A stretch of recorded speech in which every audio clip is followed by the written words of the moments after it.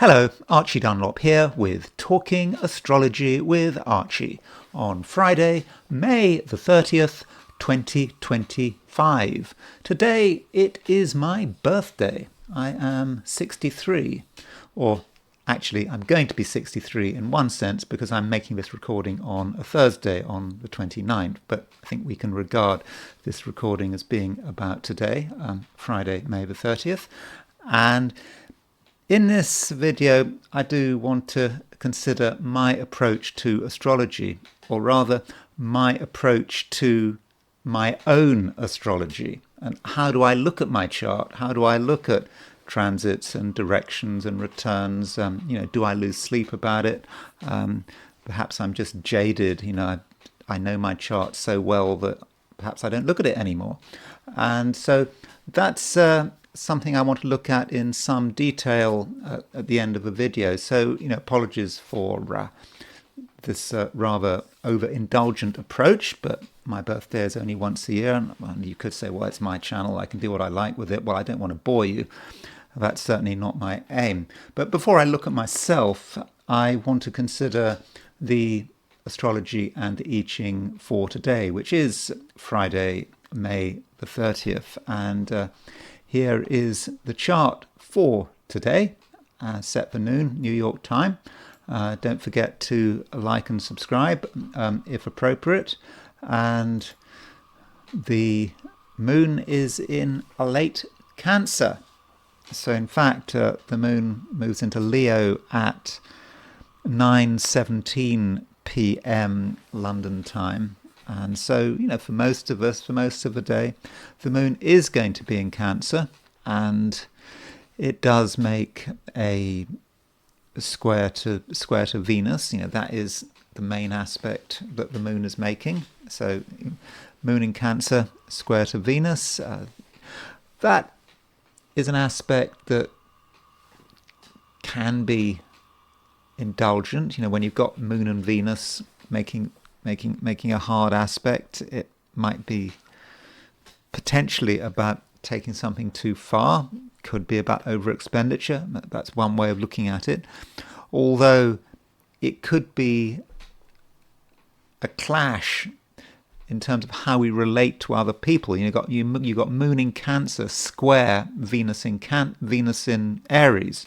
So Venus in Aries is fairly upfront, likes to be clear about what it is and what it wants and how it relates to the world. And then moon in Cancer is a rather different influence. It's more subtle, is more emotional, and we could see it as a clash between just moon in a water sign and and Venus in a fire sign.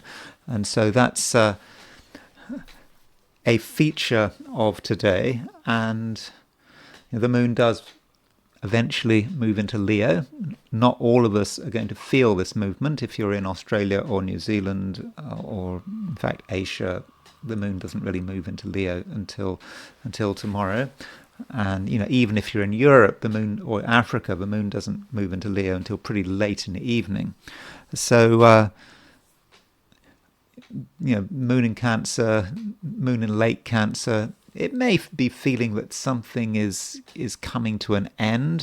The moon is really void of course. I mean, the moon has made its last major aspect before leaving the sign as soon as it makes that square to Venus. So there may be times during the day where it just feels that not a great deal is happening. You've got plans, you're trying to move forward with things, but it just doesn't fully work. It's just difficult to complete things. And then moon moves into Leo. Straight away it makes a trine to Saturn, trine to Neptune. Those trines probably more of a feature if you are in the Americas. And aside from the lunar aspects, the sun is conjunct Mercury. We have a Cazimi conjunction for some period of time, for a few hours. The sun and Venus, sun and Mercury will be within 17 arc minutes of one another. Now, some say that Mercury would be in a great position because of that Cazimi conjunction. But in day-to-day astrology, I don't entirely buy the Cazimi theory. So the Cazimi theory would be that if a planet is within 17 minutes of the sun, it is fortunate. The sun has a beneficial influence because the sun and that other planet are just on the same wavelength. So rather than getting burnt up by the sun, it is strengthened. But I don't actually buy that in most cases. And with the sun being close to Mercury, it may have an impact on objectivity. It's a nice Mercury, no doubt about that, in Gemini, in its own sign. But it is rather close to the sun. So we do have to be a bit careful about objectivity. We might think we know all the answers. We might think we've got it, but maybe we haven't. And something might be clouding our judgment. And aside from that, we have a biquintile between Jupiter and Pluto. Now, biquintiles are, they're easy to ignore. But I think this biquintile is something that we should be aware of. And so Jupiter and Pluto are 144 degrees apart. 144 degrees, that's 2/5 of a circle. So there's a great sort of fiveness to that Jupiter-Pluto quintile. I mean, that's what a biquintile is all about. It is, what does the number 5 mean? And with this quintile, we first of all have to think about the Jupiter-Pluto principle. When you put Jupiter and Pluto together, what do you get? You get a great desire to make things better, to not be satisfied with the way things are. Jupiter is an expansive planet. Pluto is transformative. You put it together and you want to create rapid change and rapid progress, and you're not satisfied with the status quo. Now, a biquintile is a minor aspect, and it's an aspect which may be optional. We can ignore it if we want, maybe. But with a quintile, we're trying to create something. And we've got an idea, and we're trying to bring these two things together, and it can be hard work, and we have to use our own strength and our own willpower to make things change. So with this Jupiter-Pluto biquintile, the challenge is to ask yourself, how can you make things better? You certainly want to make things better. Even if things are great, that things could be even greater. And it's not a time for complacency. And so it starts with your desire, your will to improve things. And then you keep working on it until you eventually start having a real impact and you can create real change. It's a possibility. It's there for you. And it might be a case of take it or leave it.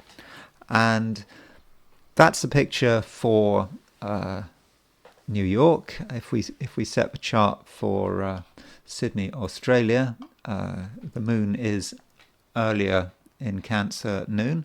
So if you are in Sydney, Australia, and of course this applies to Australasia, East Asia, the moon is going to be in Cancer all day long. And so you don't have to worry about moon going into Leo. And so that is really the only difference. That moon square Venus is going to be prominent. The moon is applying to a square of Venus for much of the day.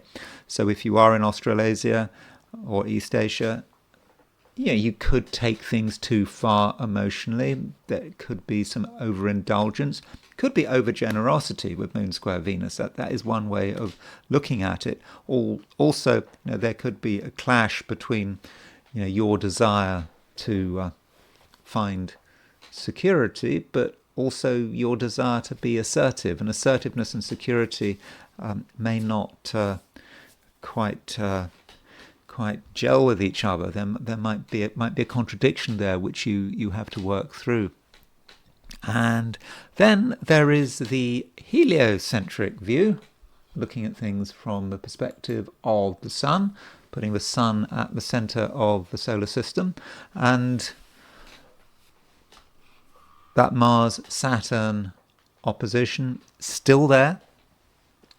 Okay, it's not as strong as it used to be, but it's still working its mischief, if mischief is the right word. No, mischief is too light a word to describe Mars opposition Saturn, and it is about feeling that things aren't moving. May not be us as people, as us as human, ordinary individuals thinking that things aren't moving, but just might be a feeling out there, people trying to grapple with international problems, global issues. It doesn't work. Politicians think that they're making progress, but actually not a great deal is happening. Aside from that, Venus is starting to Venus is making a square to Chiron, and it's making a sextile to Saturn, and it's actually making a trine to trine to Mars. So Venus is actually quite busy in this chart. I mean, it's not making any exact aspects today, but I think it's significant that it's making a square to Chiron. Venus square Chiron, we maybe want to present ourselves in a way that is rather different. We don't want to just do things in the normal accepted way and just the way we are. We want to cause a bit of surprise and shock, and that may be connected with what we wear, our style, and then Venus does make a sextile to Saturn, which is a more easygoing influence, trying to stabilize things, and that's about it.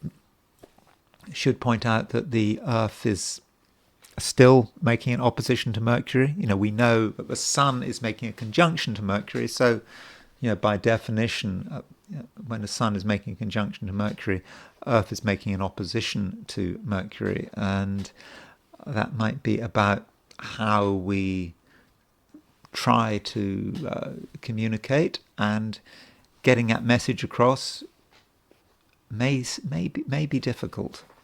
We may have to struggle, and we may have to do things which are not necessarily advisable. Anything to get someone's attention, but is it worth it? Is it really important to get another person's attention? We don't want to be in a situation where we are trying too hard. So that is the heliocentric view, and now I want to look at today from the viewpoint of the 12 signs.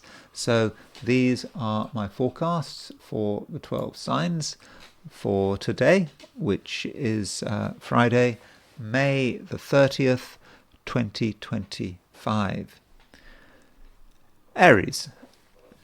Aries, you have some rather unorthodox interests at the moment. I mean, things do interest you, and you want excitement, and you want things to be different, and as a result, you may be attracted to things which could be unusual and may, under normal circumstances, be ever so slightly undesirable.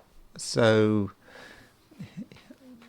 this may set you apart from other people. Your interests and their interests are not quite the same thing, and it's possible, Aries, that you can actually benefit from things that could be unpleasant.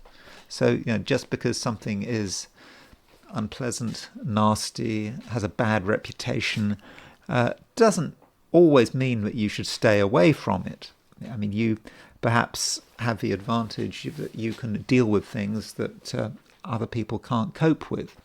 And it's also connected with your own interest. You want some excitement, and excitement in the usual ways may be hard to find. for much of the day. I think that if you're in the Americas, it's a slightly different situation. When the moon moves into Leo, which over the course of the afternoon, the moon moves into Leo. So if you are in the Americas over this afternoon, things will start to become more interesting. But for many Aries, you just feel you do have to do something differently, and so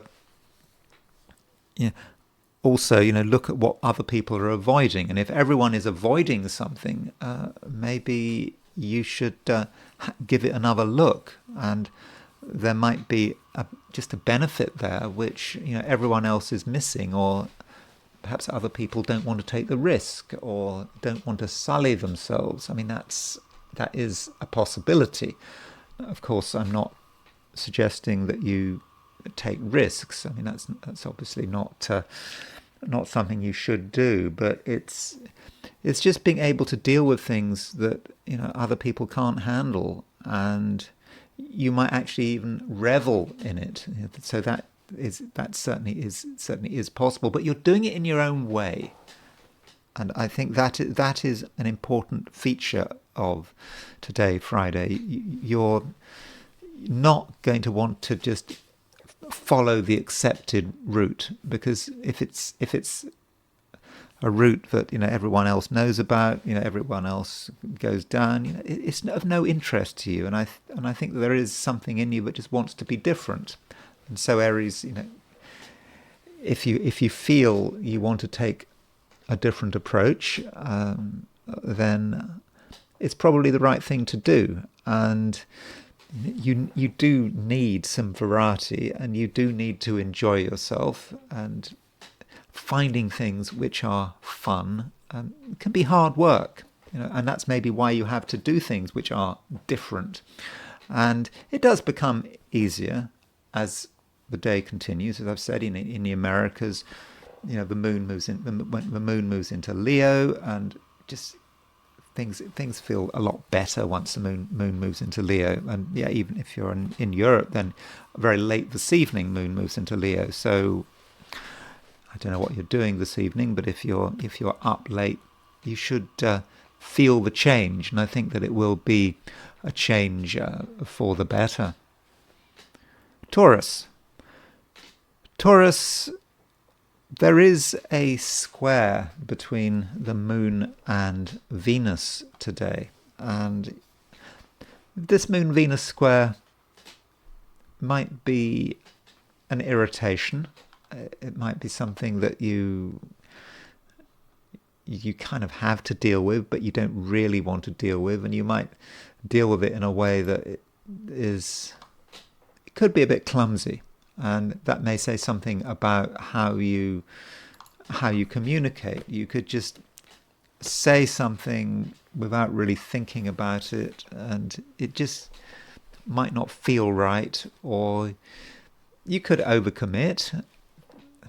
Say something and you don't really want to see it through, but you have to see it through, and that moon square Venus is perhaps forcing you to be actually more open than you want to be, because I think fundamentally, Taurus, there are things that you do want to keep to yourself, and it's absolutely right that you keep to yourself, and you just might find, almost out of frustration, that you are more open than you want to be. And if you do find yourself being open, then you might well live to regret it. So, if in doubt, Taurus, then I would suggest that you keep to yourself, and you keep your views to yourself.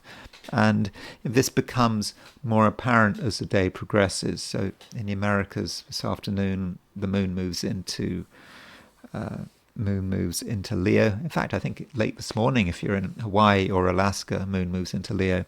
So moon moves into Leo. If you're in Europe, then late this evening, moon moves into Leo. And so when the moon moves into Leo, things do slow down. You calm down to a point. But still, Taurus, you want to make things happen. you do have a lot of energy, or at least you feel that you've got a lot of energy.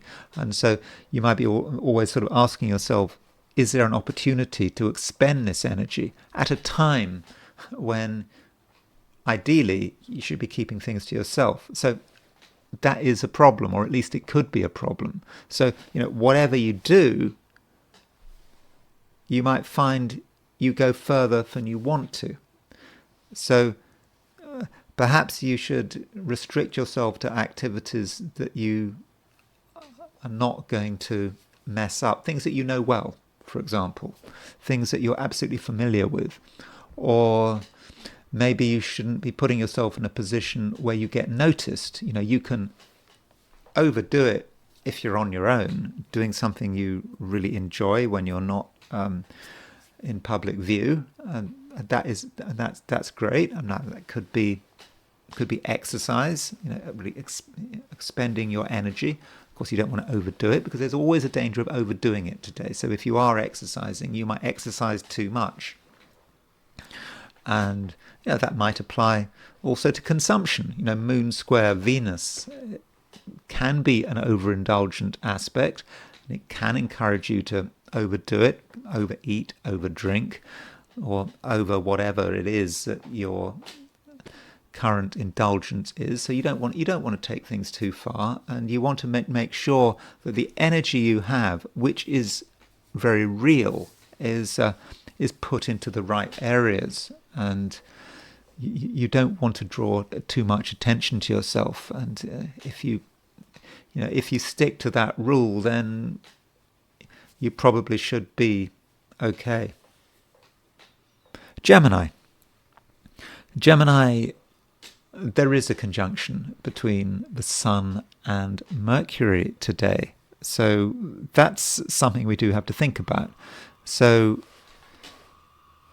Mercury is, of course, your ruler, and Mercury is in Gemini. Mercury is well placed in Gemini, but it is conjunct the Sun.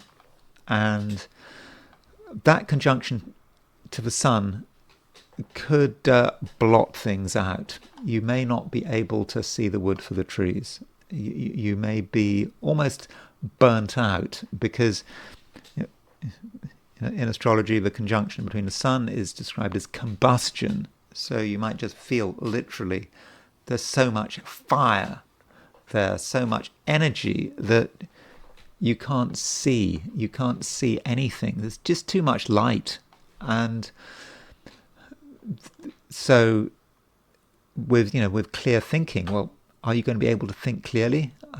It could be hard work. You try your hardest, but it may not entirely be very straightforward.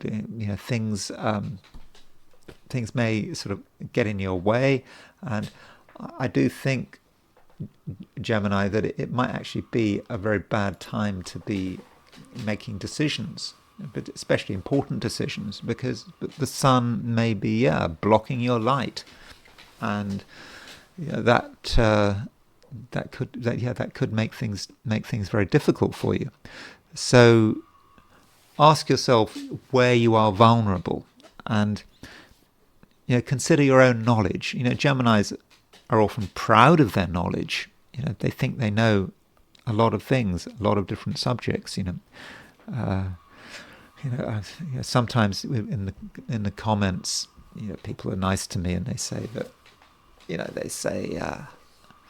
something nice about my knowledge of astrology, and I try to reply in a relatively modest way, and I often say that I'm a jack of all trades and master of none, and I think that's certainly true with my approach to astrology. There's no particular area of astrology that I'm a complete expert on, but I know a bit about this, a bit about that, I know a bit about Vedic astrology, I know a bit about midpoints, I know a very small amount about Greek astrology, but not really. I know a bit about horary astrology, so I know a bit about everything, but I'm not an expert on any one subject, and perhaps that's my flaw as an astrologer. But it may say something about what is happening today for Geminis, and don't overestimate your knowledge. Yeah, sure, You're a Gemini. You know about most. You know a little bit about most things, but do you have the in-depth knowledge to really be able to see it through? Perhaps not. And if you don't have that in-depth knowledge, you should be aware of that. You should know what you don't know, and then respond accordingly. Now, that might mean that you just keep quiet, or you could make sure you read up about what you need to know about, because what Geminis really hate is being made to look like fools. I say that from personal experience. We don't want to be a fool when it comes to comes to knowledge and facts, and we don't really want to lose an argument, especially if it's quite clear. But we're losing our argument because of our sheer ignorance. That the Geminis cannot stand that situation. And at the same time, Gemini, you may feel today that you are under pressure, and one reason that you might feel that you're under pressure is actually quite clear from the chart. And if you look at Mars right now, Mars is at 20 degrees Leo, and Saturn is at 0 degrees Aries. So that's easy. That's an easy midpoint. What is the midpoint between 0 degrees Aries and 20 degrees Leo? Well, you don't need advanced calculations for that. You can hopefully do it in your head and see that it is 10 degrees Gemini. So that means that Mercury is exactly conjunct the Mars-Saturn midpoint. And so the Mars-Saturn midpoint, can be difficult. Mars and Saturn can be about frustration, can be about a concern about life and death, and feeling that things are hard work. And you could exaggerate. There is that possibility. You may actually reach a situation where you start to see things in the worst possible light. Mercury on the Mars-Saturn midpoint. Mercury on the Mars-Saturn midpoint can be bleak thoughts, thinking that things really aren't going anywhere, or it could, in certain situations, be thoughts about death. You might be thinking, for example, I'm 63 today, and I was just actually looking up the death tables, life tables actually, and did you know, at the age of 63, over the next year, I have got a 1.76% chance of dying, all things being equal, over the next year. And also, you can look at it another way, but my life expectancy now is 18.31 years. And so I've got, all things being equal, of course, I might have some dread disease which is going to kill me early, or I might have an accident. So there's no guarantee that I'm going to live 18.31 years. But on average, I've got 18.31 years left. Now, so why I'm telling you all that is I'm illustrating Mercury on the Mars-Saturn midpoint. It might be thoughts about death, and there's nothing wrong with thinking about death. But if you are going to think about death, today might be a good day to do it, provided you're constructive about it. And who knows, you might decide you want to write a will. I haven't written a will. I probably need to sort that one out. You see, that's how Mercury on the Mars-Saturn midpoint is working. So, there are challenges today, and I think that you have got to be very with it, and you can't allow yourself to fall victim to negative thinking, but at the same time you don't want to be naive and just assume everything's going to work out, because there is a danger that you make a fool of yourself because you haven't done enough preparation, or you're distracted because Mercury is combust, something something is in your way and you just can't see straight, you can't think straight. But it needn't happen. If you are, aware of your deficiencies and vulnerabilities, but at the same time you are reasonably positive about yourself and you don't get caught into spirals of negative thinking, then the day should be reasonable. Cancer. Cancer, Moon is moving through the last degrees of your sign, and there it makes a square to Venus. Now, I've been somewhat negative about this square between the Moon and Venus, because I've suggested that it could be associated with being overindulgent. That's one way of looking at it. Or it could be about the clash between being warm and sensitive and being assertive and maybe even a little obnoxious. But this Moon square Venus may actually work in your favor.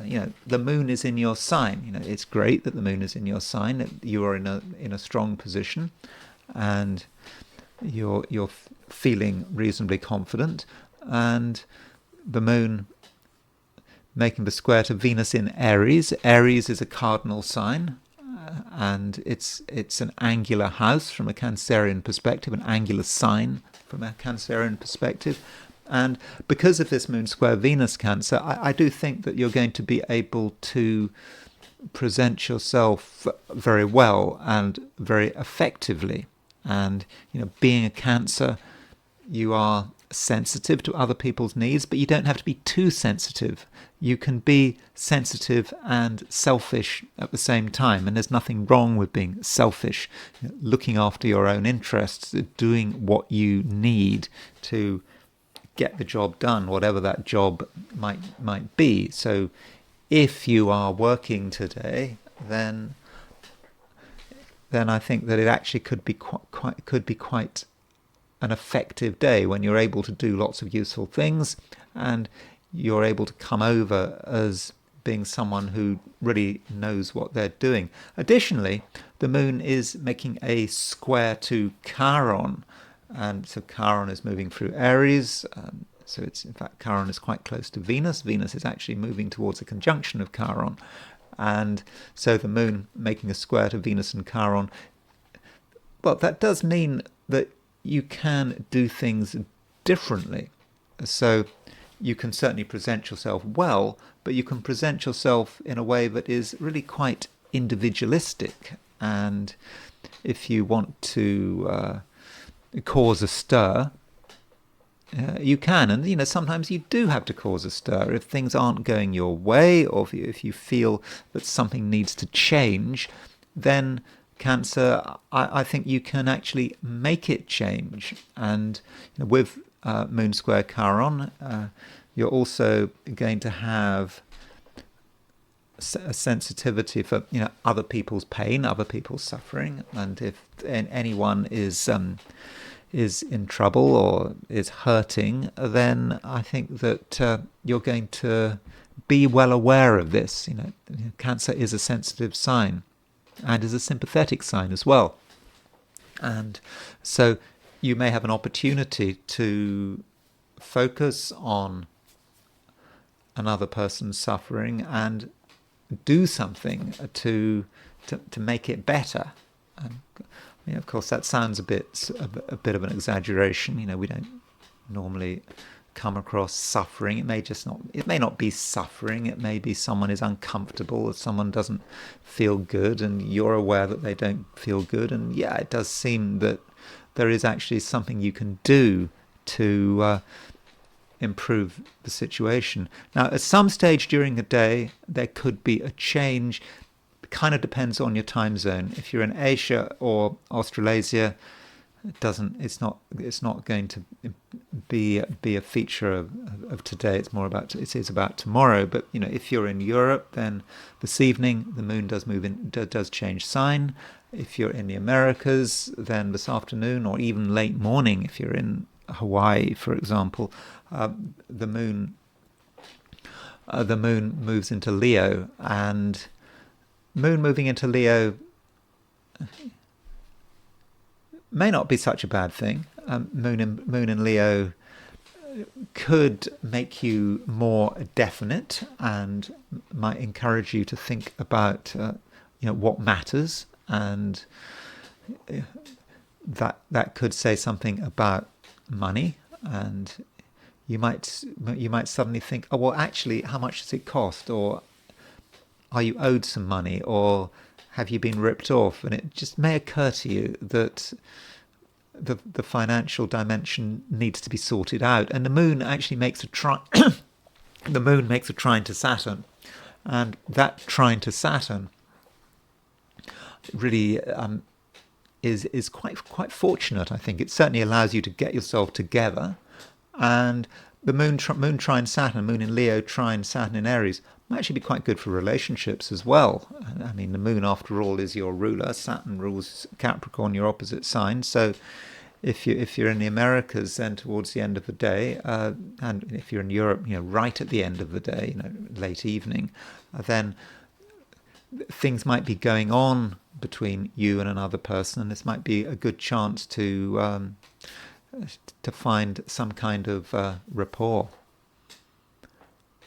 Leo, the moon is waiting to move into your sign. It might indeed move into your sign today. If you're in the Americas, then this afternoon or even late morning. In Alaska or Hawaii, the moon moves into your will move into your sign. So that's something to look forward to. I think that it's going to really sort of make you more outgoing and sort of more positive about things. But for most of the day, the moon is going to be in Cancer, and so with the moon moving through Cancer, it may be a day of reflection. Cancer is a fairly emotional sign, and that may say something about you and what you're thinking about, what you're feeling, and you may just want to keep some things to yourself, and that is absolutely fine, because you know that the time isn't quite right. But when the moon does move into Leo, this might be the time when you want to really change things, that you really want to basically tell everyone that you're alive and well, and make sure that you are respected and appreciated. When the moon moves into Leo, it does make a trine to Saturn, and that trine to Saturn is it's a great aspect, that trine to Saturn. It may not be an exciting aspect, but it's an aspect that is stabilizing, and it can sort of stabilize not just yourself, but also your connections with other people. So if there's been a relationship that has been a bit rocky, or there have been misunderstandings, moon trine Saturn may give you a chance to sort things out. And also, we've got a conjunction between the Sun and Mercury. And this Sun conjunct Mercury it's an important aspect, and we know we've got Mercury making a conjunction to the Sun, because normally we think with Sun-Mercury conjunction about poor Mercury being combusted by the Sun, but for you, Leo, you're influenced by Mercury. Now, that could incline you to be more talkative than usual, especially once the moon moves into Leo. I mean, while the moon is in Cancer, you're slightly torn. You feel there are things to say, but also you're wondering whether it's a right time. So your emotions are saying, no, you better keep quiet about it, but something else is saying, well, no, but you want to talk about it anyway. And it might be the case that you should exercise some discipline. Yeah, you've got lots to say, Sun conjunct Mercury in Gemini, but will your words be effective? And it's possible that they might not be. So do think things through, and don't assume that you've got all the answers. And additionally, be prepared to listen. I think I said that yesterday when I was talking about this Sun conjunct Mercury, that it's easy to think that you know all the answers, but you don't. And if you're prepared to listen and learn, you will be able to sort of make the most of this Sun conjunct Mercury. At its worst, Sun conjunct Mercury could be just ignoring other people's advice, not listening to what you're told. You just think that you know everything, and that would not be very desirable.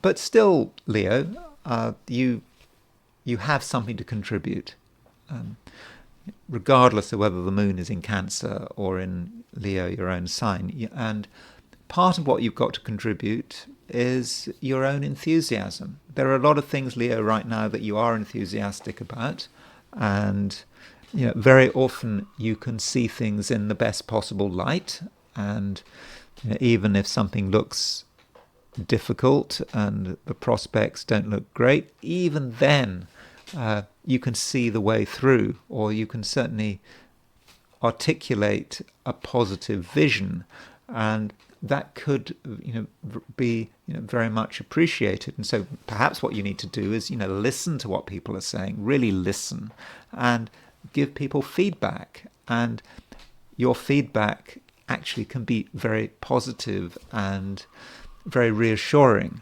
and you can actually make people feel good about yourself. And in fact, Leo, you can also make yourself feel good about yourself. So with a positive approach, tinged with some humility, I think that you can get through the day, and I think that you can actually really make the most of it. Virgo,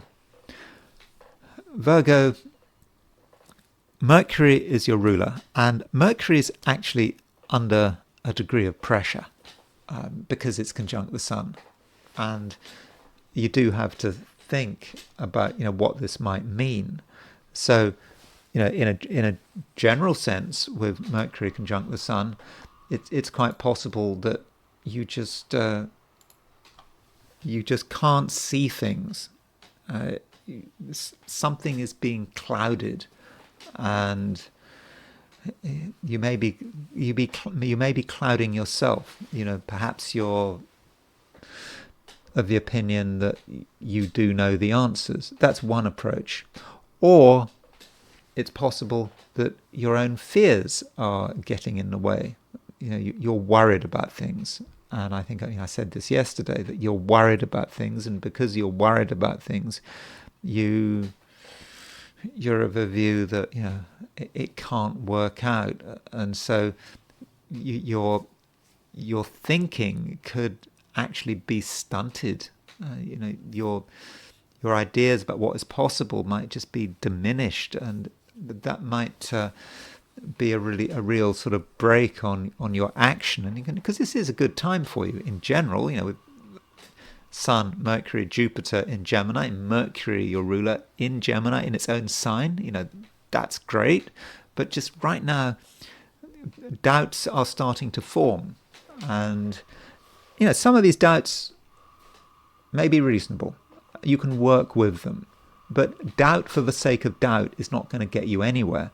And matters are made more complicated by the fact that Mercury is on the Mars-Saturn midpoint, and we can see this clearly, absolutely clearly.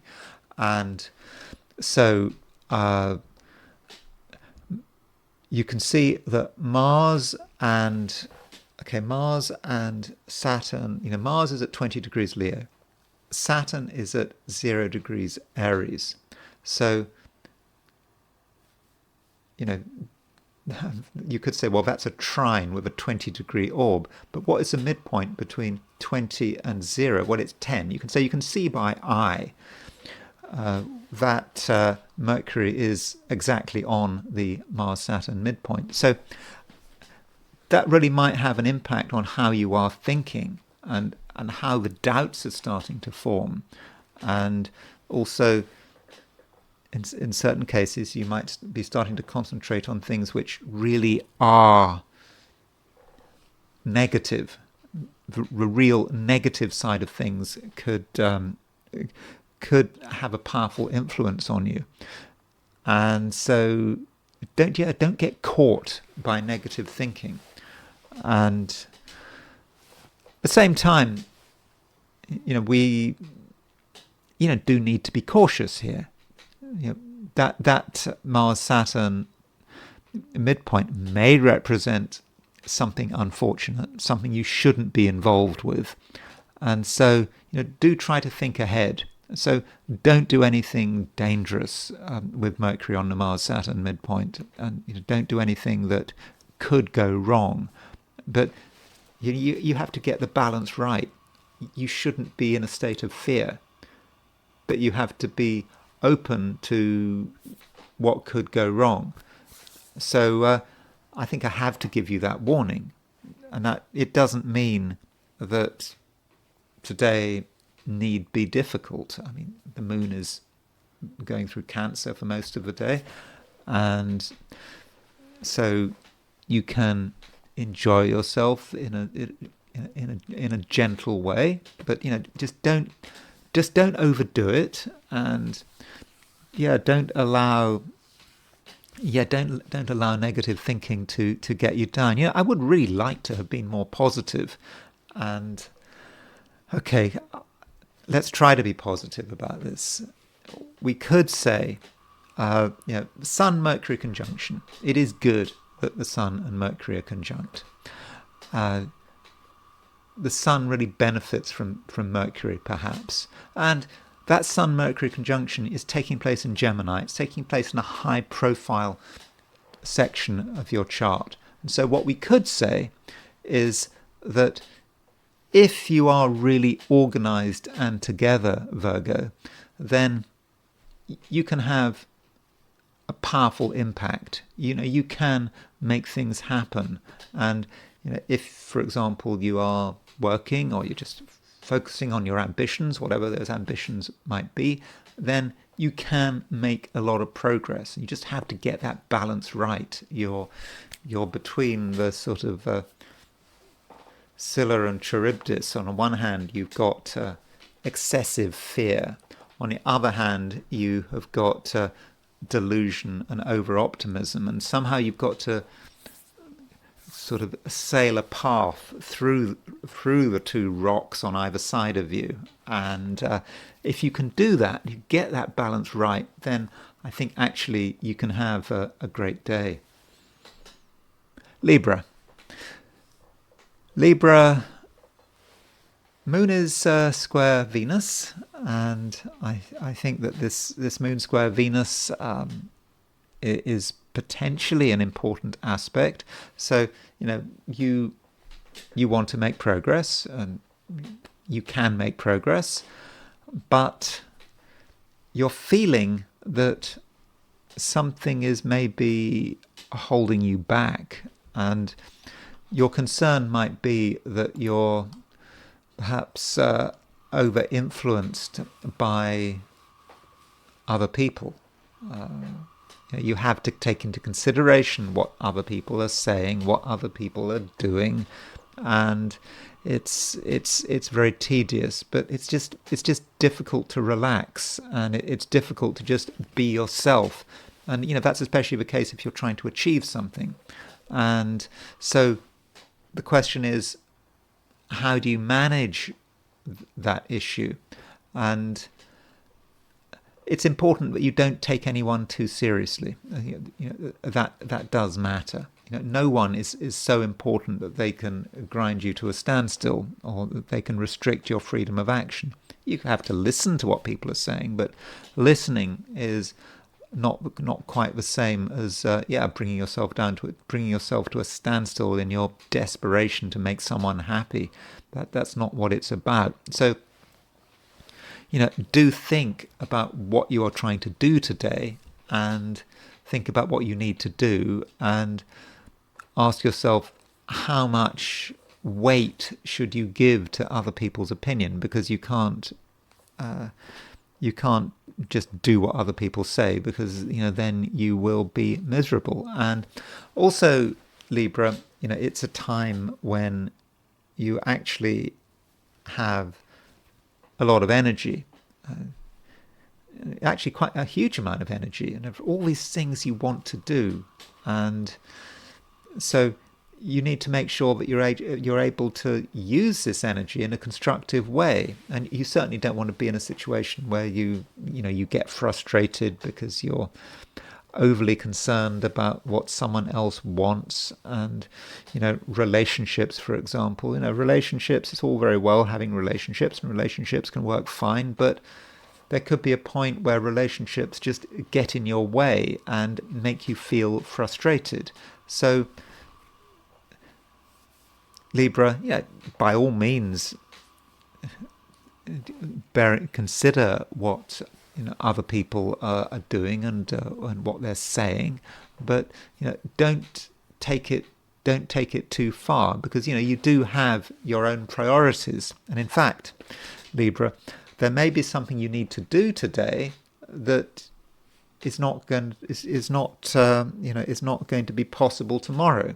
So ask yourself, what is your number one priority? Where is that sort of part of your schedule which is really time sensitive, and it has to be done now? And if you leave it till tomorrow, then you might have missed your chance, and so that's not what you want to happen. So don't allow external restraints to sort of get you down. And then, if you're in the Americas and sort of Europe, sort of late evening, the moon does change sign. It moves into Leo, and the moon moves into Leo, and it makes a square to Saturn. And I think that you're going to be quite happy that the moon moves into Leo. I think with the moon moving into Leo, things will straight away feel a lot better.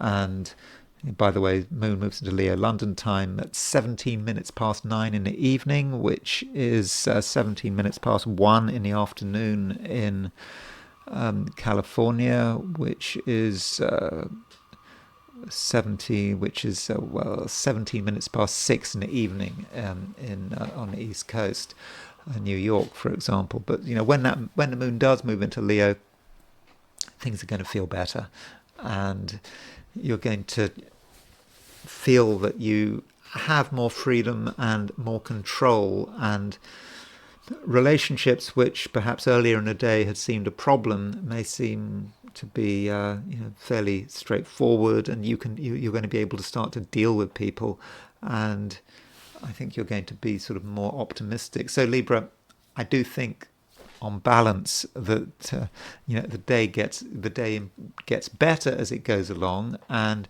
you'll have more opportunities to use your energy in a constructive way. Scorpio,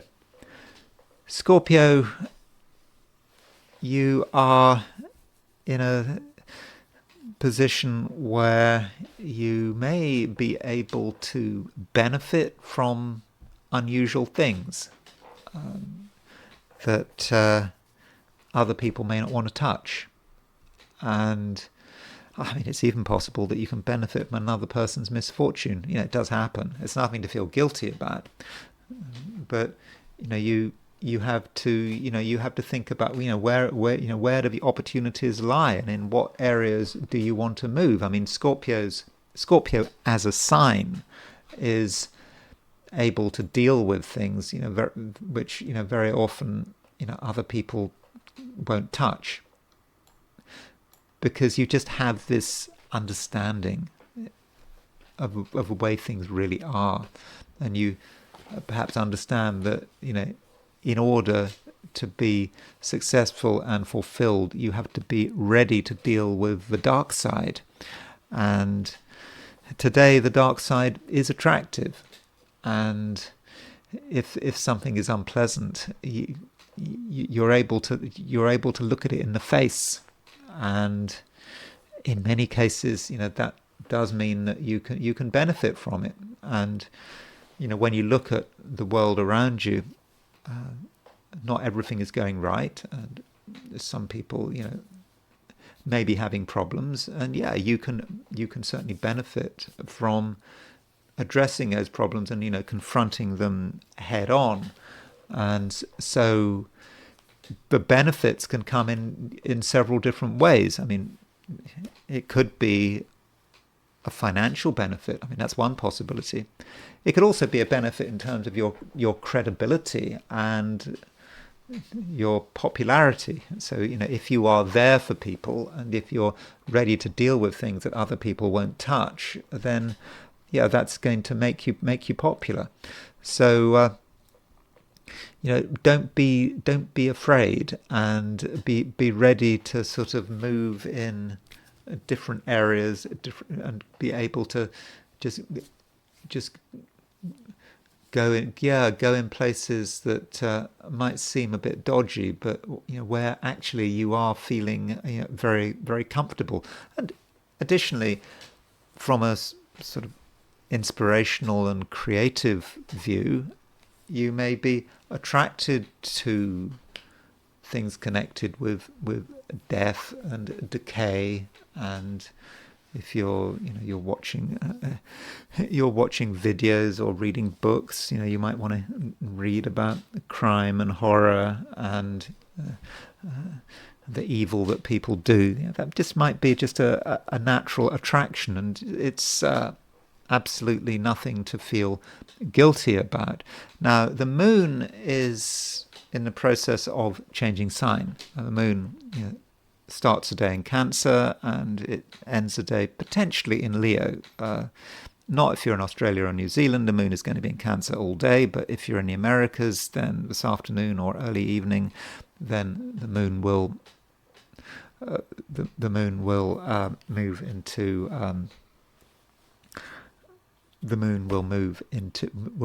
Leo. So that's an important changeover for you. And with the moon moving into Leo, you are probably going to feel more focused, and there are things that you are going to feel that you really want to do. And even if it's late in the day, even if it's very late in the day, you might suddenly realize, hold on, this thing needs to be sorted out, and it needs to be sorted out now. And so there might be a sudden sense of urgency which just comes upon you as the moon moves into Leo. And also when the moon moves into Leo, it makes a trine to Saturn, and so that might say something about how you want to organize things. You might suddenly occurs to you that something is a mess, and you're wondering, how did it get to be in this state? And then you're going to want to deal with it straight away. So there might be a sudden change over the course of the day when you suddenly feel that absolutely something has to be done. And even if you're in Australia or New Zealand, well, okay, it might not happen today, but that sudden change could happen tomorrow. It could be about how you feel when you wake up, for example.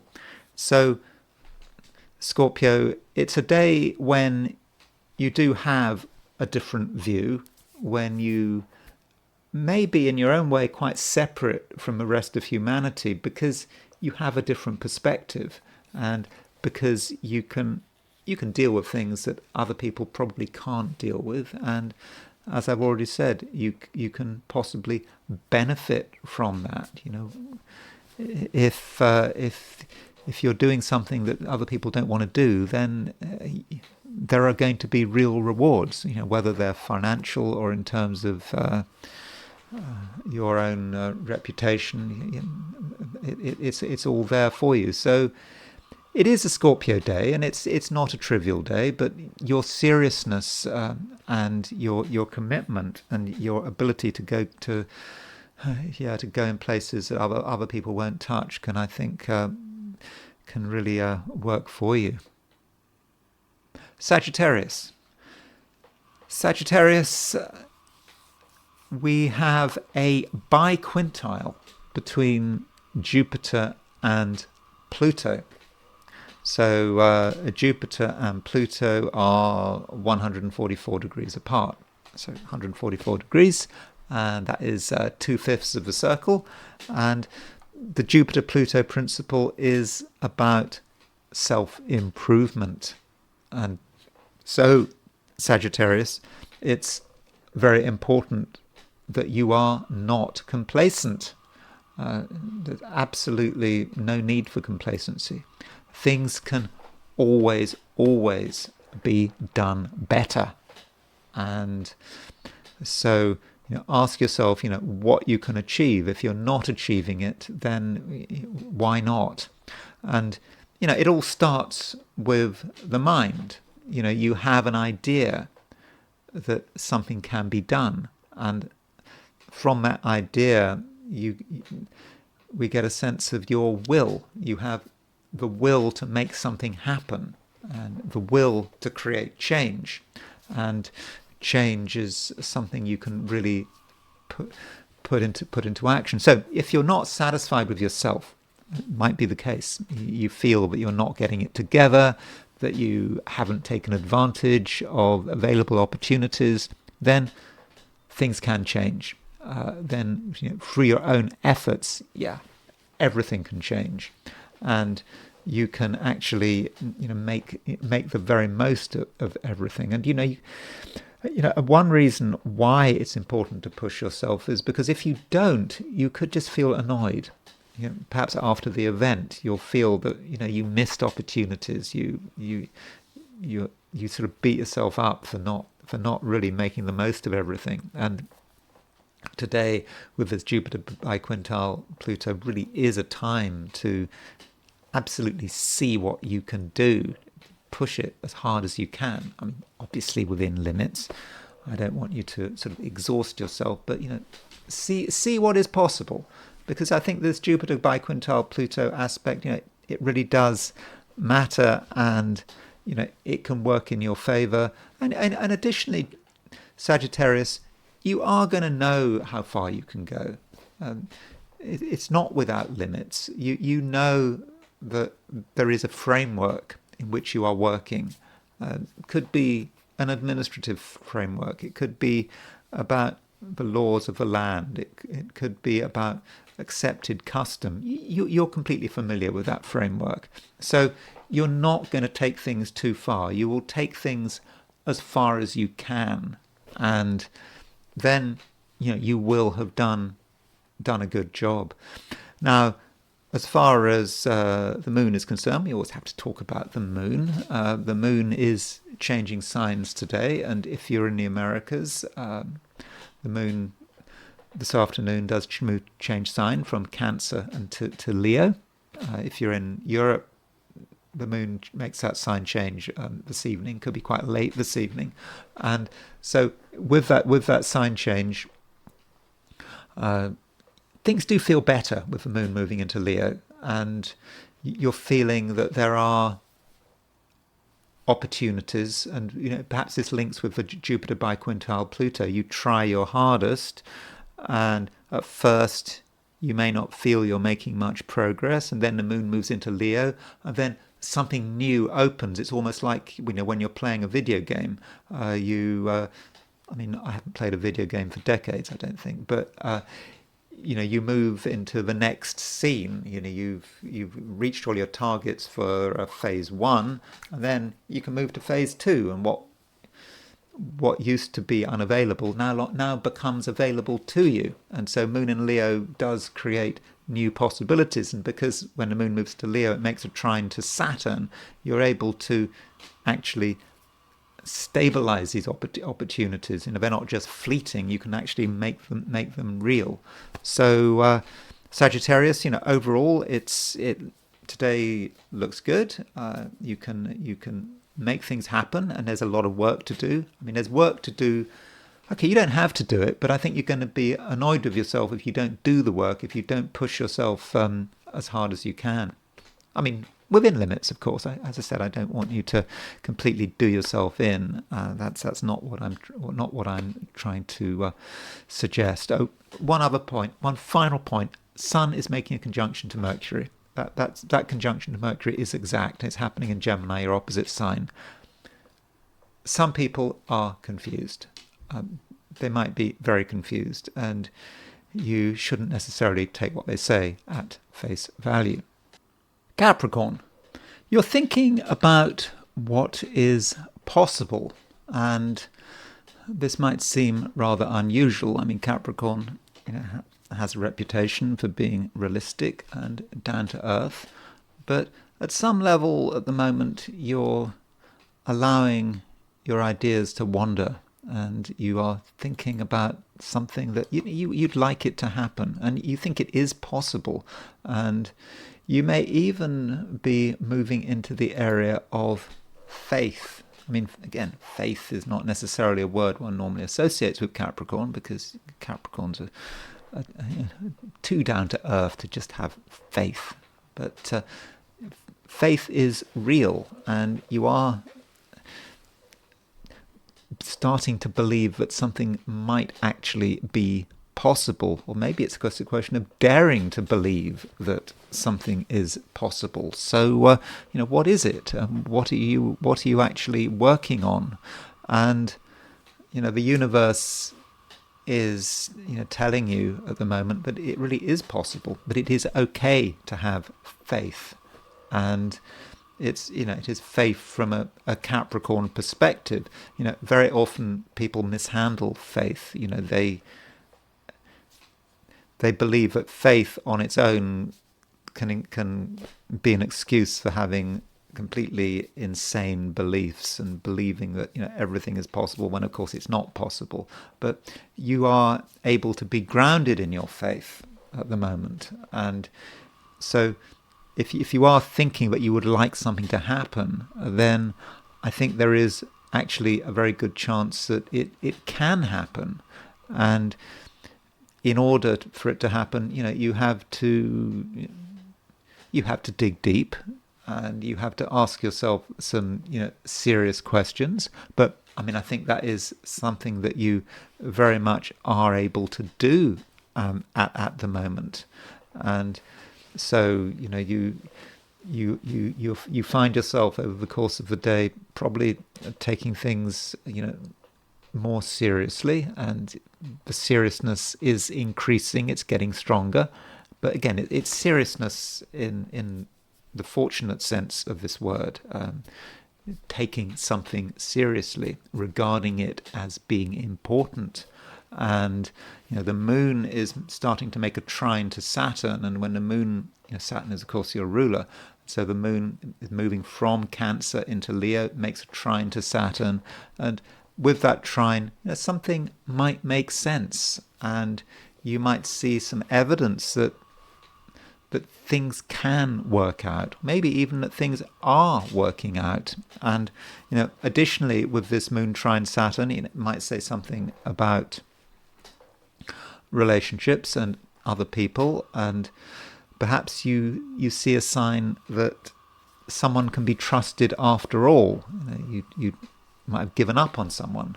You thought that they were really going nowhere, and you see another side to someone else's personality, perhaps a more serious side, because again, it is about seriousness today.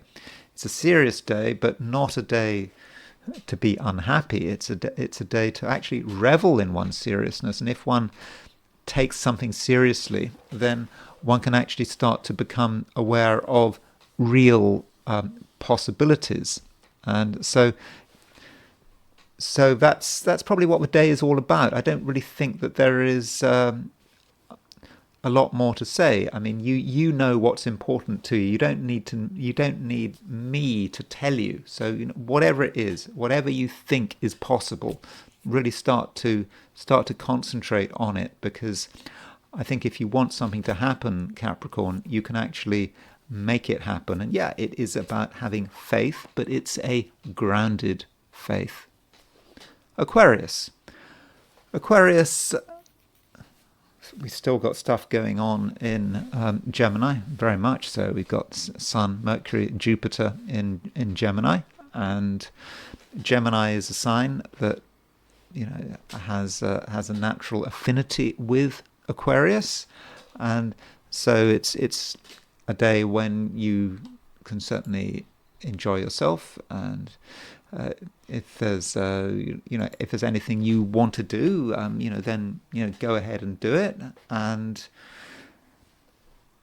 additionally, do pay attention to other people. I think I said yesterday that certain people could be quite talkative, and I say the same today, because there is a conjunction between the Sun and Mercury, and when people start talking, it may be difficult for them to stop, and you could get annoyed about that, but there's really no need to be annoyed. I think that try to give people the the benefit of the doubt, and it's probably not a good idea to sort of cast judgment. You might want to be a bit judgmental, but I don't really think that's necessary. So an easygoing approach probably works best. And as the day progresses, the moon starts to change sign, and this afternoon in the Americas, this evening in Europe and Africa, the moon will move out of Cancer into Leo. So the moon will be moving into Leo, your opposite sign. And so over the next couple of days, it's always a time when relationships may require your attention, or at least more attention than usual. And when the moon moves into Leo, it makes a trine with Saturn. Saturn is your ruler, and so that may say something about other people and what they have to offer.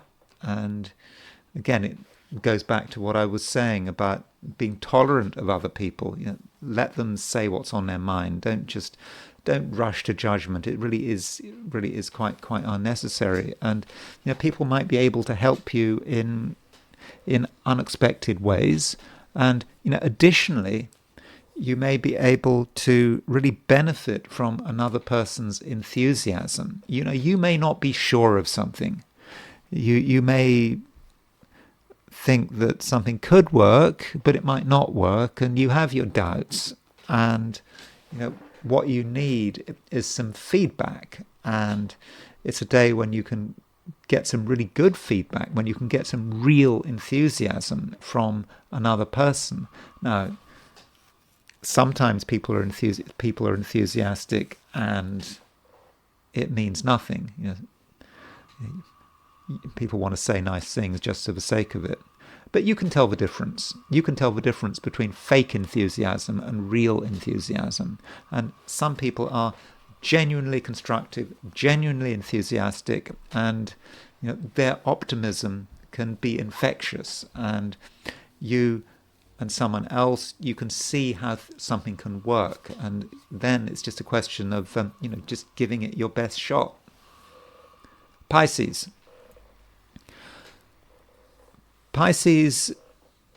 there is a biquintile between Jupiter and Pluto.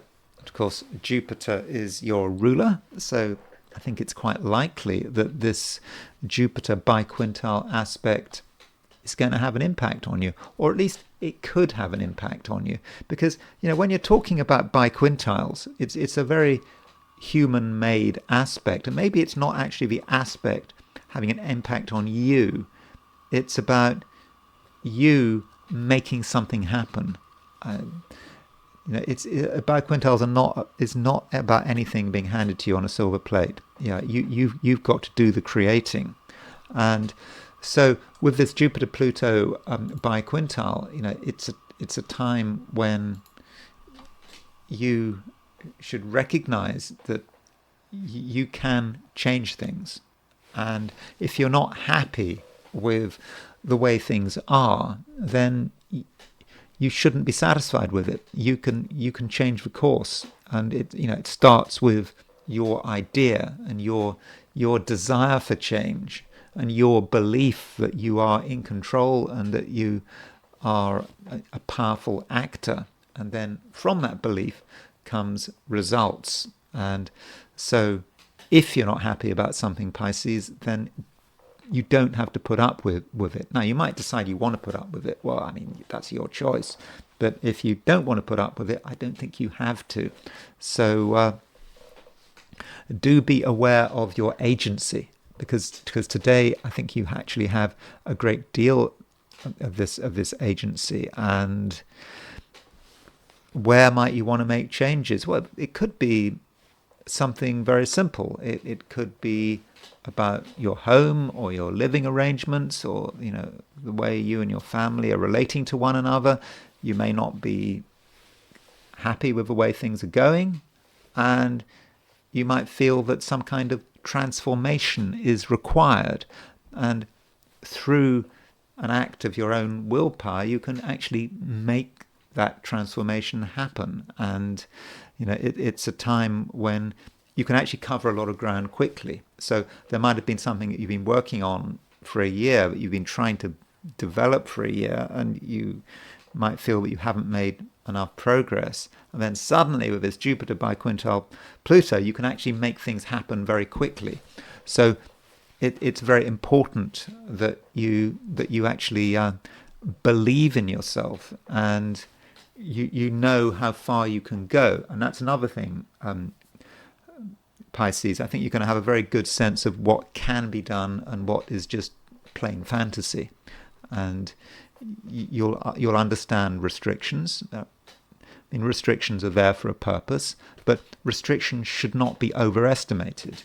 That's often something that people do. They think, oh, they can't do it, but you'll know that you can go a long way before you really hit real obstacles. So it's just important, Pisces, that you really make the most of that opportunity. And once you've got things going, and once you've started to make real progress, then you can take further action to really stabilize this progress, and to create the organizational environment needed, so that what you do, what you put into action, can be something which is lasting.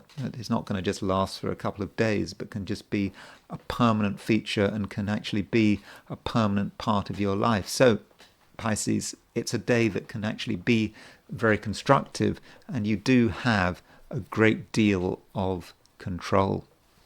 And those are my forecasts for the 12 signs, and it's now time to look at things from the viewpoint of the I Ching. So I asked the question, what is Friday going to be like for those watching the I Ching section of this video? And the first hexagram I got was hexagram number 7, which is the army. Now, this hexagram doesn't move. So the fact that this hexagram doesn't move, the fact that we've got no moving lines, that may say something about the day. It's not a day when we can necessarily expect spectacular things to be going on.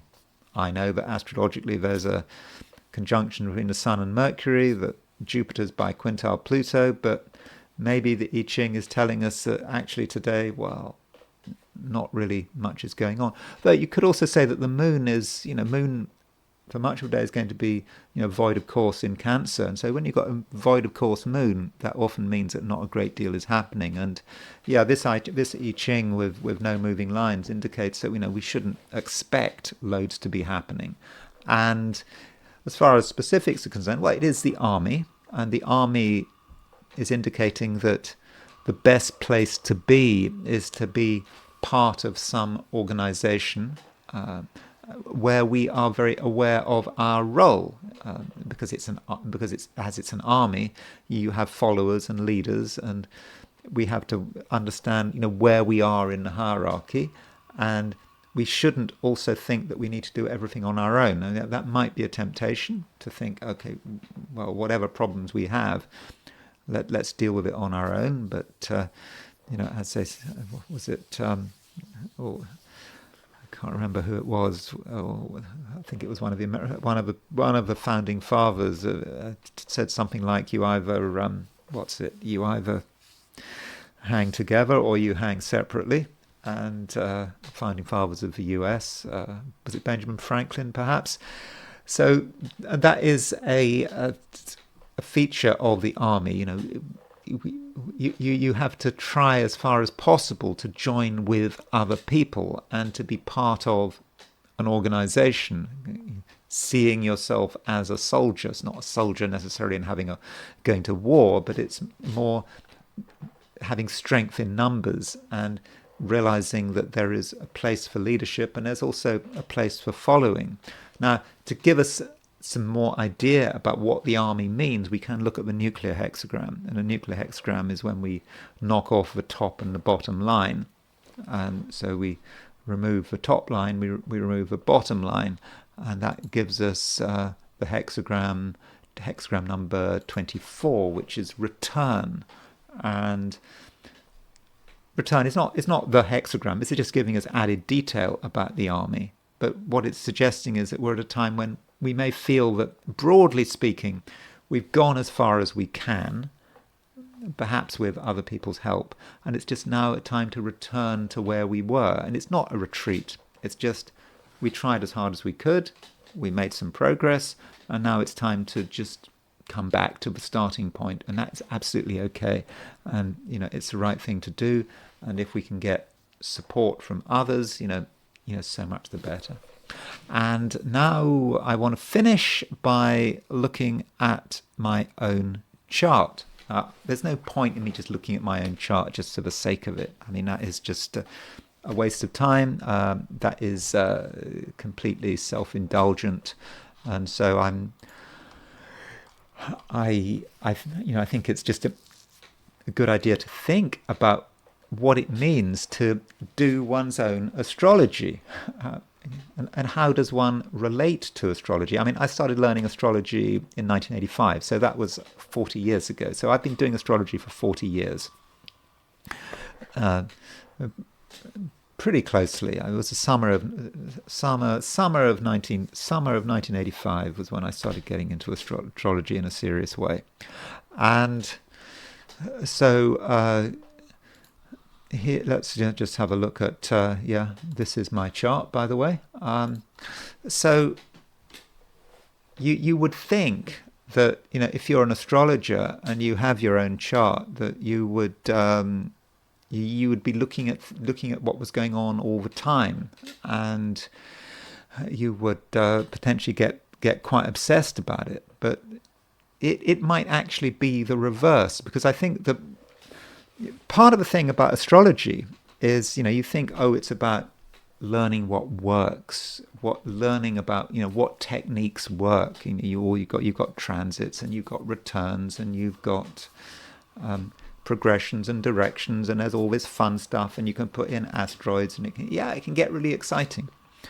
But actually, I think that what astrology is partly about, as you get into astrology, is learning what doesn't work. And unfortunately, you find, particularly when it comes to forecasting techniques, that actually most things don't work.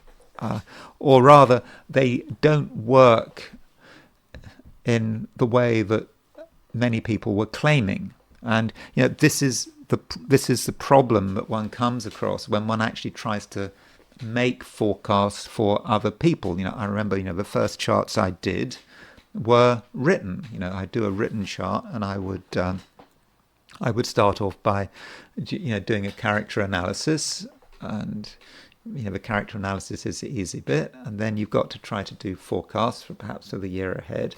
And what you would find is that you'd find all sorts of wonderful things, all sorts of, Jupiter transits would be happening here, left, right, and center, and you would, you'd go on and on about how wonderful these transits were, and, whether it's for money or for relationships or career, and that's what people want to hear, and you'd give it to them, and you just know that it wouldn't work. And then likewise with your own transits, with my own transits, those first few years of studying, practicing astrology, looking at all these transits and getting excited about them and thinking that it was going to be great. And you just realize it very often, it doesn't work. And you then become rather jaded in terms of looking at your own chart. After about 5 years of solid astrology, you don't look at your chart so much because you know that so many things don't work, and frankly, you come up with a lot of disappointment. Particularly, it says Jupiter transits. They're a real killer. Jupiter conjunct Sun. You get so excited about it, and just nothing happens. And the terrible thing about astrology, to be honest, is that bad transits work better than good transits. If Saturn is conjunct your Venus, very often you do feel down, and you do feel a bit depressed. That can happen, and so in a way, part of the problem with astrology is that it's easier very often to predict bad events than to predict good events, and this may be a problem with astrology actually from a professional perspective, because people, and I've said this before when I looked at what it means to be an astrologer, but people go to, whether it's a psychic or an astrologer or a palm reader, because they want to feel good. And astrology does not necessarily make you feel good, because, well, at least when I practice astrology, because I've got Taurus rising, I've got Mars in Taurus. I'm very down to earth about it. I say it as it is, and I don't deliberately tell lies. And of course, if you're trying to build up a practice and you want people to keep coming back to you, you want people to feel good. If you just tell them, well, it's actually not going to work, this relationship, it's not going to work, this is not what people want to hear. It's not what most people want to hear, and this is a problem about who should be consulting astrologers. And I do think that very often the person who is most inclined to want to consult an astrologer is often the person who shouldn't be consulting an astrologer. And astrology has this, there is this, always this tension between fate and free will. And if you believe that everything is fated, well, then you might go to an astrologer. But what are you actually going to an astrologer for? Because there's a contradiction there. Because if you're looking for an astrologer to be a magician, which some people are, they want astrologer to be a magician, to change things, but almost by predicting something good, they are making something good happen. Which I don't buy that. I don't think that an astrologer is a magician. An astrologer instead can work with what is possible. And of course, that does mean that the kind of person who is most likely to benefit from astrology, from an astrological consultation, is someone who probably doesn't believe in astrology. I mean, there's that terrible irony there. Because astrology is all about different possibilities. There are all these planetary transits and so forth, and most people do not have lives which are as action-packed and positive to be able to take advantage of all of this. And instead, they believe that it's all fated. And so if you take that view, then astrology isn't going to work. And so the more positive someone is, the more dynamic they are. In a strange way, the more likely it is that they'll be able to benefit from astrology. But that is the kind of person that would, I think, never consult an astrologer. So it is a strange thing. So as far as my own chart is concerned, well, of course, I reached the conclusion that in one's life there are probably only about 10 big events maximum, maybe 6. And so, this is another problem with consulting consulting astrologers. As there are only 6 big events in a life. You're born, you go to school, you graduate, get married, you might have children, you retire, you can get a job, or you get a job and you retire, then you die. That's just the way it is. And so to try to drag anything more from a chart, especially in a forecasting way, is a problem. And so that's that is one issue. Now, as far as my own chart is concerned, well, I'm reminded of the fact. Well, I think we're all reminded, of course, of this idea that time goes faster. We experience time in a way, but as we get older, obviously time gets faster and faster. And I think, correct me if I'm wrong, but I think it was the astrologer Tad Man Tad Man had a particular approach to forecasting. He had his own system, and I think, according to Tad Man, you could divide life up into 3 stages which are experienced as being of the same length. If the subjective experience is of the same length. And these 3 stages, the first stage was gestation, the time between one's conception and birth.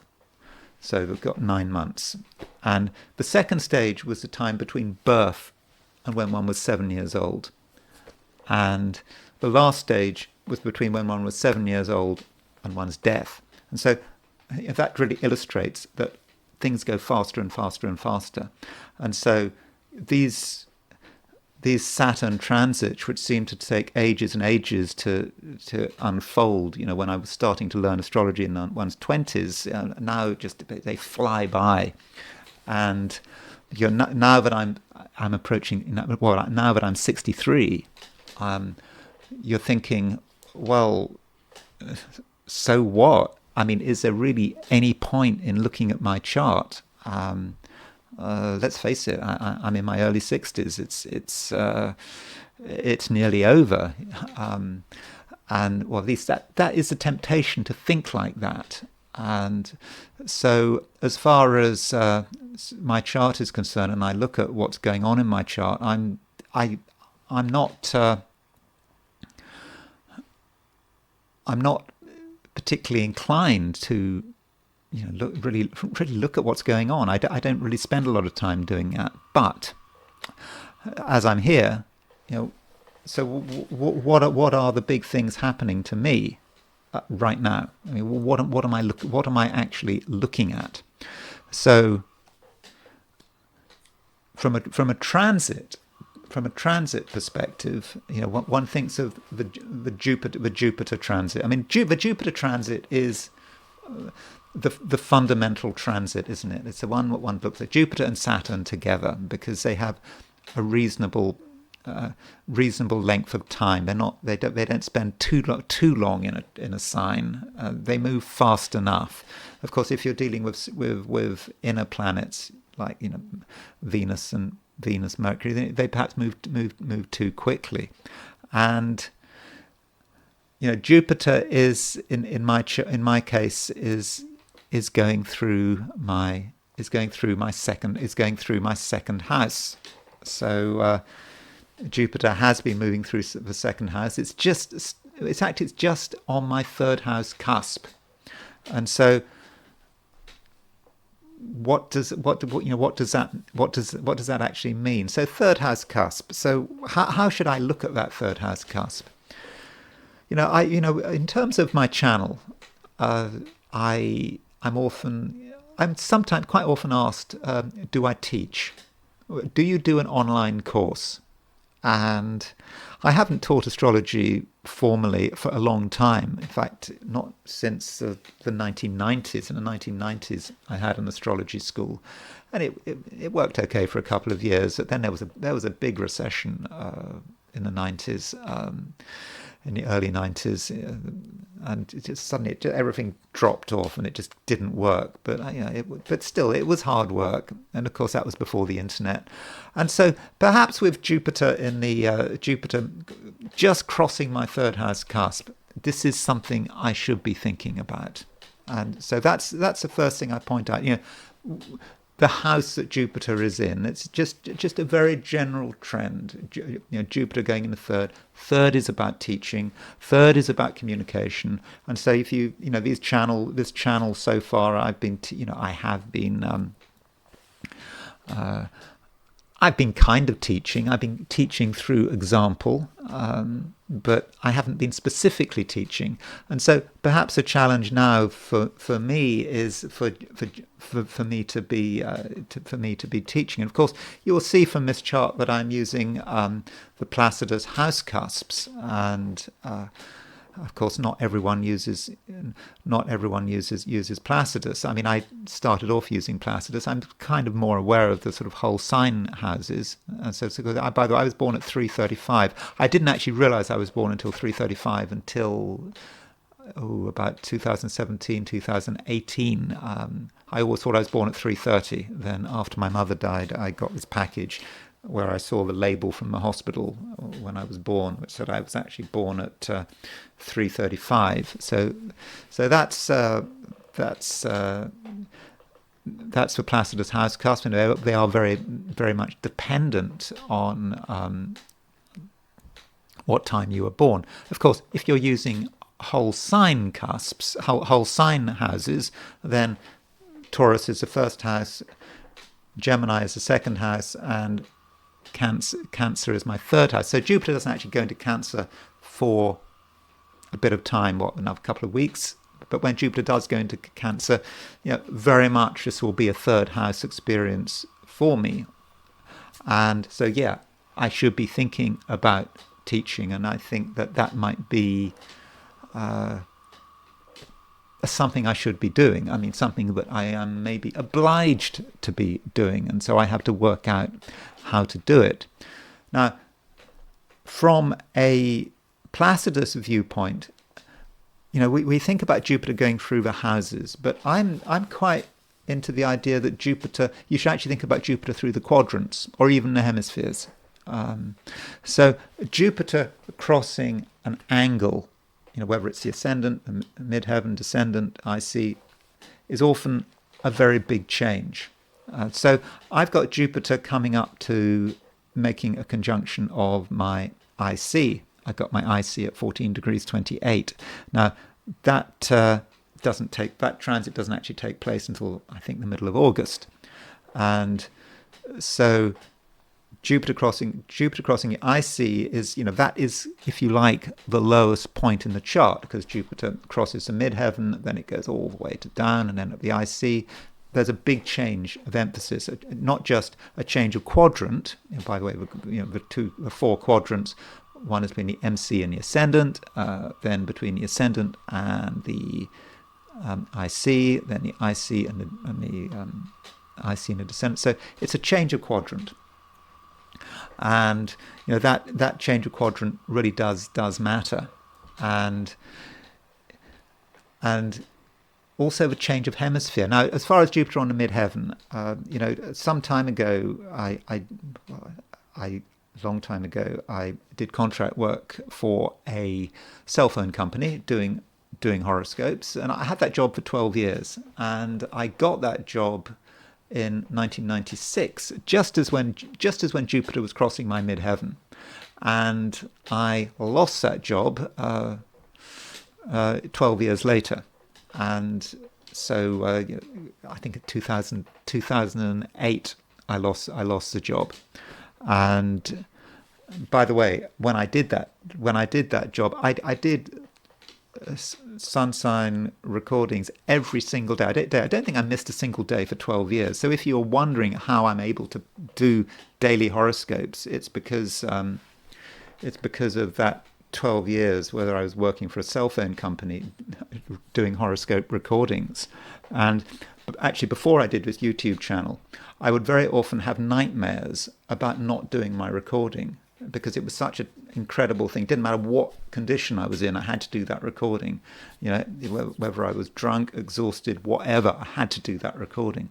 And so, I mean, I don't drink anymore, by the way. I haven't drunk for a very long time. In fact, I gave up alcohol in 2008, just as Jupiter was crossing my midheaven. But anyway, so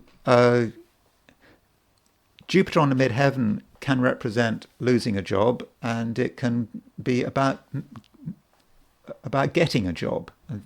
And so that's Jupiter on the midheaven. So Jupiter on the IC, Jupiter would be about perhaps saying when Jupiter's moving from a midheaven through to the IC, in other words, Jupiter moving through the 10th, 11th, 12th, 1st, 2nd and 3rd houses, it's about building up something yourself. You are becoming. You're focusing on yourself, and you're developing something in your own way. And then Jupiter moving on the western side of the chart is about giving something out. And so, okay, you could say I've been doing this YouTube channel, but I've been doing it in a very particular way. I mean, I'm not particularly comfortable about the way I've been doing this YouTube channel. It's got a bit stuck, and I've just been focusing on just doing one thing, and this format hasn't changed, and I haven't broken out of that format. And so maybe this is a time when I actually start to think about the other in a more serious way. And going back to what I was talking about, I think that teaching may be something that I really need to think about. And don't forget, in my horoscope, I do have Venus in the 3rd house, in Placidus' 3rd house, and it is making a mutual reception to Jupiter by exaltation. In theory, that is a very good Venus. And Venus in the 3rd does suggest that I perhaps have some teaching ability, maybe, but I would say that I don't want to sing my own praises, perhaps. And so, yeah, as far as as the most important transit that's going on at the moment, as far as I'm concerned, it's probably Jupiter crossing my IC. And I mean, I can talk about other transits, but I don't. I mean, I haven't. I'm running out of time. Actually, it's kind of gone on, haven't I? And solar arc directions. I do use solar arc directions. Now, solar arc directions and secondary progressions. I mean, when I did my diploma at the Faculty of Astrological Studies, they taught secondary progressions. I'm not actually a big fan of secondary progressions. I'm not convinced by them. I think that solar arc directions work better than secondaries. And just looking at my solar arc directions for right now, these are my solar arc directions set for today. Remember, I'm moving every planet. Well, I'm 63 years old, so you'd think all the planets were moving 63 degrees, but the thing is that in around sort of May, the sun is actually moving quite slowly. So although I'm 63 years old, the progressed sun has only moved 60 degrees. So if you look at my solar arc directions, my solar arc is actually at almost exactly 60 degrees. So all of my planets are making sextiles to all my other planets, and that does happen when you're around 60, or in my case it's 63. And so you can see that my progressed sun is at 8 degrees 23 Leo, and so my natal sun is at 8 degrees 13 Gemini, and with solar arc you see that just across the board.